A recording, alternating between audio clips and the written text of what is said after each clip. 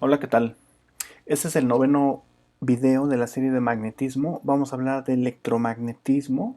Vamos a describir los tipos de polos electromagnéticos que hay.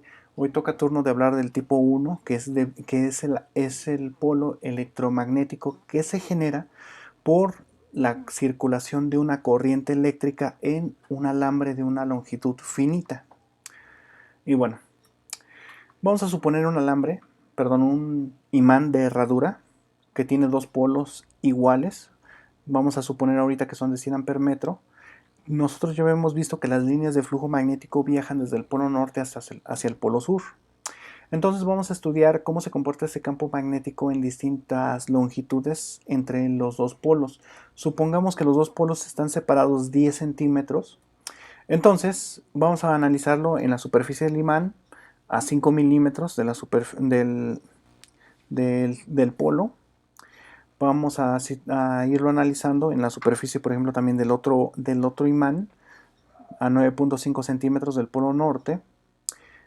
Entonces vamos a ir variando la distancia de esta manera. Entonces, este es el aporte que nos da el polo norte para cada una de las longitudes estudiadas.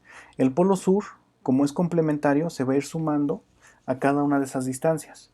Entonces, para calcular la distancia hacia el polo sur, es prácticamente los 10 centímetros, que es la separación que hay entre polos, menos la distancia al polo norte que estemos estudiando. Entonces, vamos a hacer un simulador. Este ya lo tenía previamente realizado para verificar que estuviera bien. Entonces, aquí lo que estoy poniendo en esta columna es la distancia que hay hacia el polo norte. Aquí están los 5 milímetros, 1 centímetro, 2 centímetros, así hasta la superficie del otro polo, que es a los 9.5 centímetros. Entonces, para calcular la distancia hacia el polo sur, son los 10 centímetros menos la distancia hacia el polo norte. Entonces, recorriendo esta distancia, yo puedo visualizar la distancia hacia el polo sur. Ahora, beta es el campo magnético que genera el polo norte. Ese campo magnético, ese campo magnético se calcula como los 100 amperes metro que mide el polo por la constante magnética, que es 10 a la menos 7, dividida entre la distancia al cuadrado. Entonces hacemos la operación y queda así. 0.4 teslas, por ejemplo, en la superficie del imán. Recorremos las columnas para hacer los cálculos en todos. Este es el polo sur. Entonces el polo sur queda exactamente igual. Los 100 amperes metro por la constante de 10 a la menos 7 por la distancia al cuadrado, pero ahora hacia el polo sur. Entonces, teniendo ese valor, ya nada más lo recorremos observando esto. Que las distancias son complementarias, entonces vemos que la intensidad de campo magnético aquí es la misma con el que termina. Y así se van. Entonces lo que sigue es sumar las dos intensidades de campo magnético, quedando de esta manera. Entonces vemos también la inicial y la final son iguales y son simétricas. Ahora, aquí lo que grafiqué nada más es la distancia hacia el polo norte, y aquí lo que grafiqué es perdón, lo que está en esta columna es la suma de campos magnéticos, lo que tengo en esta otra columna. Solamente estas dos columnas las generé para hacer la gráfica. Entonces la gráfica queda de esta manera. Vemos que la escala es logarítmica con respecto a la distancia. Entonces vemos que aumenta exponencialmente la intensidad de campo magnético, la magnitud del campo magnético, conforme te acercas al polo. Disminuye exponencialmente conforme te acercas al centro de los dos polos, y vuelve a aumentar exponencialmente conforme te acercas al otro polo magnético. Pero podemos tomar un valor promedio entre los dos polos. Entonces tenemos ahí el imán de herradura, vemos que se comporta así el campo magnético, pero la gráfica neta del comportamiento del campo magnético es esta. Este comportamiento vemos que se debe a que aquí en el origen, en el eje X igual con 0, vemos que se encontraría el polo norte. Aquí en este otro punto se encontraría el polo sur. Entonces, esta curva que nosotros vemos aquí es esta exactamente. Estas partes ya no las graficamos, pero hubiéramos visto que aumenta exponencialmente así, que estaría aquí, y entonces aumenta exponencialmente tendiendo al infinito conforme te acercas al centro del polo. en cada uno de los casos. Pero esto en realidad solamente es válido si decimos que el campo magnético disminuye con respecto al cuadrado de la distancia y que las líneas de flujo magnético no se acoplan entre los dos polos, sino que cada polo se comporta de manera independiente, lo cual es falso. Los polos normalmente son acoplados. Aquí vemos que las líneas interactúan entre los dos polos. Eso significa que entonces la visión del campo magnético queda de esta manera. Las líneas están acopladas y en realidad es casi constante entre los dos polos. La ecuación general que nosotros vemos en realidad es de este tipo, donde lo que vemos modificado no se puede modificar el polo ni la distancia inicial, pero sí la distancia final. Hay una modificación en la longitud. Esto en realidad tiene más implicaciones relativistas que newtonianas, porque estás modificando literalmente el espacio. Por eso se ve modificada aquí la ecuación, viendo, eso lo vamos a ver mucho más adelante, viendo que en realidad permanece prácticamente constante el campo magnético que se sitúa entre dos polos, siempre y cuando estos dos polos sean cercanos y de longitud similar, que en este caso dijimos que eran idénticos, de 100 amperes metro cada uno. Y bueno, vamos a ver los tipos de polos magnéticos que existen. Por unidades nosotros observamos que el polo magnético tiene unidades de ampere por metro. El ampere es una unidad de corriente. El metro es una unidad de longitud. Entonces, al ser una unidad compuesta, cualquier producto físico vectorial que me dé como resultado esta unidad compuesta, en teoría se debe de comportar como si fuera un polo magnético. Entonces, para comprender físicamente lo que está pasando con esto, vamos a poner un ejemplo. Supongamos que tenemos un alambre que tiene una longitud L, en el cual circula una corriente I. Entonces, el producto de dicha corriente por dicha longitud me debe de generar un polo magnético.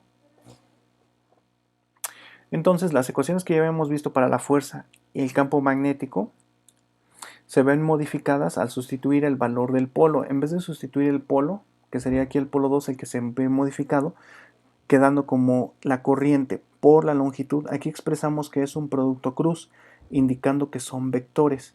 Estos dos, en realidad, aunque también son vectores, lo podemos ver como vectores, lo vamos a ver más adelante, lo expresamos únicamente como producto punto, suponiendo que la longitud es una constante que no va a variar y que no tiene ni dirección ni sentido. La única que tiene dirección y sentido es la corriente.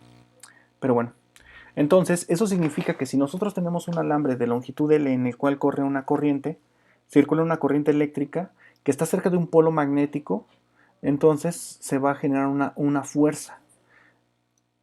Para que se genere dicha fuerza, el alambre debe de cortar las líneas de flujo magnético que salen del polo. Entonces, toda la longitud del alambre que corte las líneas de flujo magnético es a lo que nosotros llamamos longitud 2, la L que vamos a tomar en cuenta. Toda la longitud que quede fuera del alcance del campo magnético no va a ser tomada en cuenta o no debe ser tomada en cuenta para fines de los cálculos. Y eso es importante. ¿Por qué? Porque la longitud que nosotros tomemos con el campo magnético deben de formar un plano. Si no se forma un plano entre dichas magnitudes que estamos estudiando, entonces no es válida esta fórmula, que esto es válido para la infinita mayoría de los casos. Entonces, perpendicularmente al plano que se forma, la fuerza que se genera sobre el alambre, que va a actuar sobre el alambre, va a formar un ángulo de 90 grados con respecto a este plano, como lo había mencionado, y esto obedece una regla que se llama la regla de la mano derecha.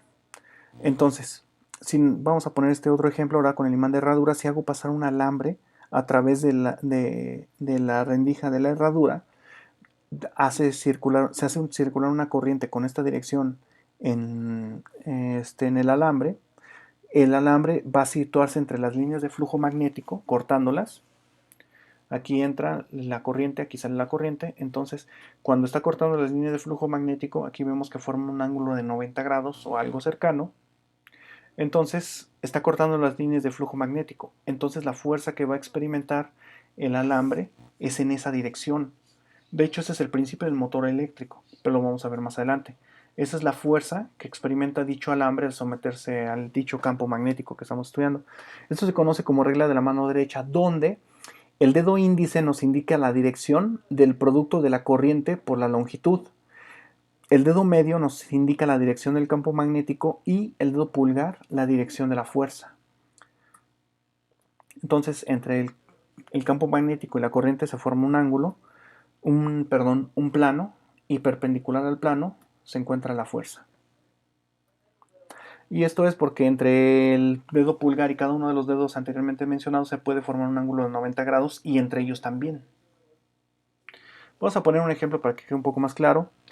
Se dice que se tiene un alambre de 4 metros de longitud que conduce una corriente de 3 amperes y dicho alambre está siendo sometido a un campo magnético de 0.05 teslas. Y la pregunta es, ¿qué fuerza está actuando sobre dicho cable? Perdón, sobre dicho alambre. Entonces, ahí tienes una longitud 2, que es la longitud del alambre en el cual circula una corriente. Hay un campo magnético que lo atraviesa, se forma un ángulo entre ellos, están formando un plano, entonces la fuerza es perpendicular a dicho plano y para calcularla procedemos a hacerlo con esta fórmula. Se produce una fuerza vectorial, producto de un producto vectorial porque es un producto cruz, entonces sustituyendo sería 0.05 teslas, que es la intensidad del campo magnético, el tesla en su unidad de equivalente es newton sobre amper metro, por los 4 metros que tiene de longitud por la corriente que es de 3 amperes. Desarrollando todo esto nos queda de 0.06 newtons, ya que amper con amper se anula y metro con metro también, nada más sobreviven los newtons. Esa es la fuerza que experimentaría el alambre. Como es un producto vectorial, tienes que tomar en cuenta el ángulo. Esta fórmula nada más se puede sustituir sin tomar en cuenta el ángulo cuando dicho ángulo es de 90 grados. Cualquier otro ángulo distinto a 90 grados entre el campo magnético y la corriente debe ser expresado como seno del ángulo trabajado o seno del ángulo que hay entre el alambre y el campo magnético. Y así es como quedaría. Eso significa que para fines matemáticos y también prácticos, si el seno vale 0, la fuerza vale 0. Y si el seno vale 180 grados, también la fuerza vale 0, porque seno de 180, al igual que seno de 0, es 0. Entonces, cuando el alambre y el campo magnético son paralelos, la fuerza es 0, ya sea que formen un ángulo de 0 o de 180.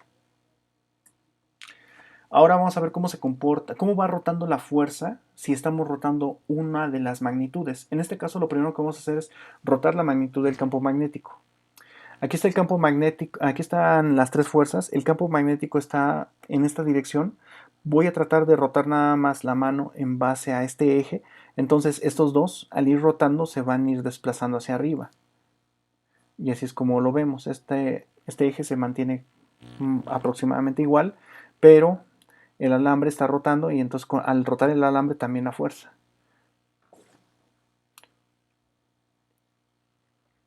Y bueno, así es como queda entonces prácticamente la fuerza desplazada al ir rotando únicamente la dirección del alambre. Entonces sí es muy importante el ángulo que se forma entre el campo magnético y el alambre.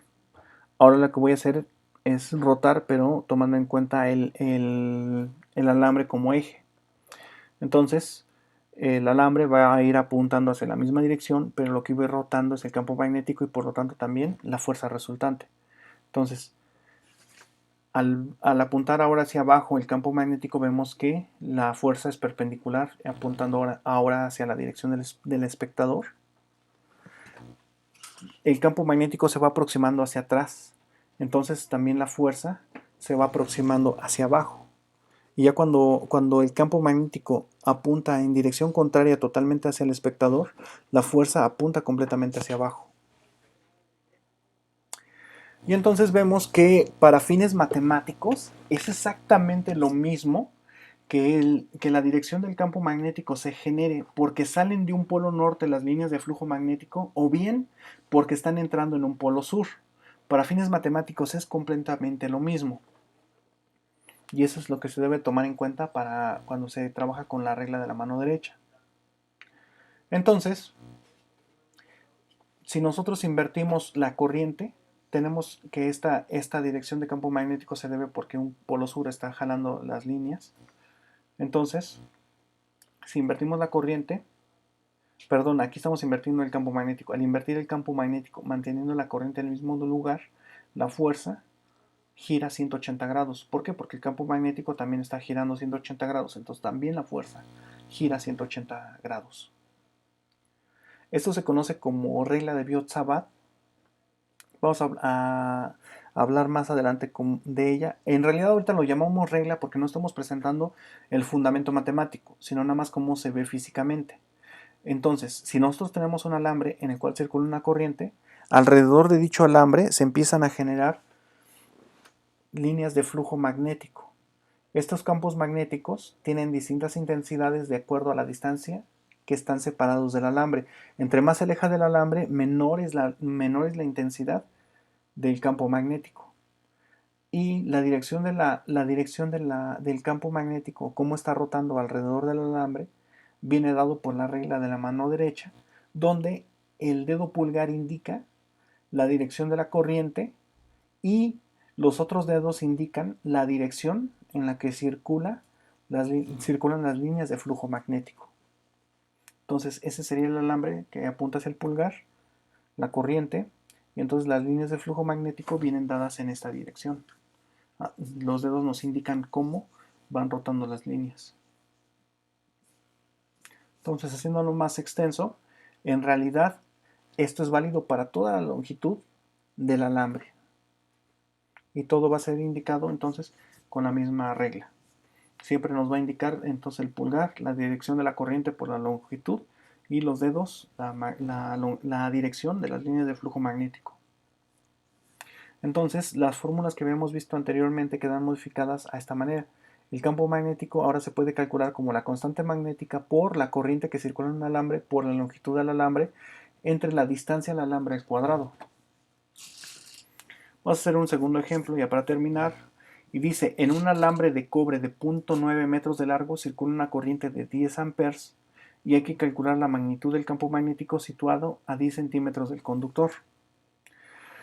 Entonces es la misma regla, el alambre, y hay que calcular la magnitud de las líneas de flujo magnético que están circulando alrededor del alambre. Entonces tomamos en cuenta esta fórmula, sustituimos, la constante vale 10 a la menos 7 newton sobre amper cuadrado, la corriente es de 10 amperes, la longitud del alambre es 0.9 metros, la distancia es 10 centímetros, elevando al cuadrado 0.1, que son 10 centímetros elevados al cuadrado, queda así, 10 por 0.9 queda 9, ya desarrollando todo esto, queda de 9 por 10 a la menos 5 newton sobre amper metro, es decir, 9 por 10 a la menos 5 teslas, o transformándolo a Gauss, multiplicándolo todo por 10.000, queda como 0.9 Gauss. Y bueno, eso es todo por el momento. Más adelante vamos a hacer más ejemplos de esto, ya tomando en cuenta las ecuaciones de Biot-Savart, pero vamos a ver antes otras ecuaciones importantes también como Lorentz. Bueno, muchas gracias y hasta la próxima.